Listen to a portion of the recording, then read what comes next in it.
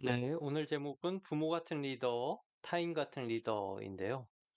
어떤 리더가 될까요? 186쪽이죠.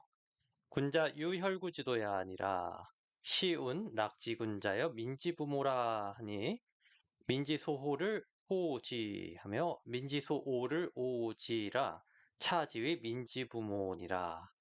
도득중즉 득국하고 실중즉 실국이니라. 군자는 있다, 혈구지도, 헤아릴 혈자입니다. 구는 잣대를 얘기하는 건데요.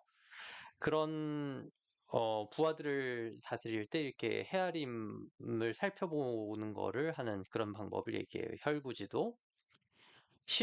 낙지군자여. 쉬운 시경에 말하기를 낙지군자, 즐거운 모습으로 사는 군자여, 민지부모, 백성의 부모로구나 이렇게 얘기를 하시니까 민지소호, 그 백성이 그 좋아하는 바를 호지, 좋아하고 백성이 싫어하는 바 민지소호를 오지, 그걸 또 같이 싫어하는 거죠. 차지위 민지부모니라. 그래서 민지부모, 백성의 부모가 될 수 있는 것이다. 도득증즉 득국하고 그 방법이 무리를 얻으면 득중하면은 그의 나라를 얻게 되는 거고요. 무리를 잃으면은 실국, 나라를 잃게 되는 겁니다.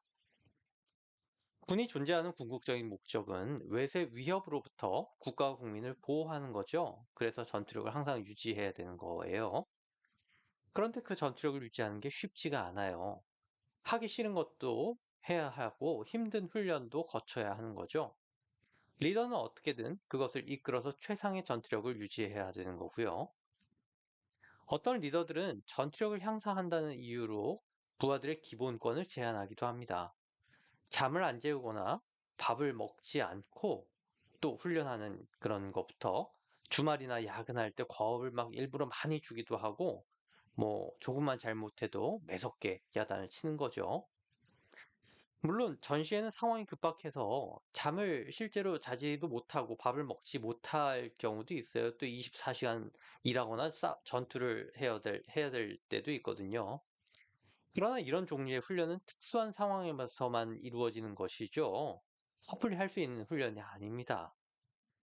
이런 것이 잘못 인식돼서 어떤 리더는 전시에도 그럴 테니까 부대의 전투력을 높이기 위해서 뭐 평시부터 힘들게 일시키고 힘들게 훈련시켜야 되는데 밥도 안 먹이고 그러는 거죠.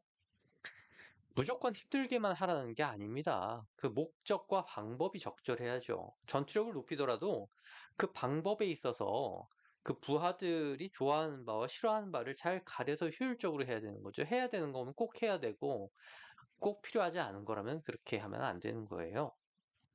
그거를 못해서 군심을 얻지 못하면 결국 그 리더는 그 부하들의 군심을 잃게 되는 거고 부대를 잃게 되는 거예요. 전투력을 높이려고 했던 일인데 결국 그 결과는 전투력을 발휘할 수 없는 그런 상태로 되잖아요. 그 부하들의 부모가 될 수 없는 거죠.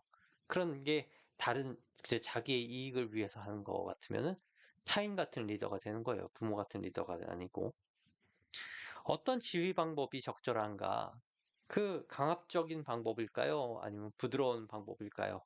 이 혈구 지도에 이미 답이 나와 있는 겁니다.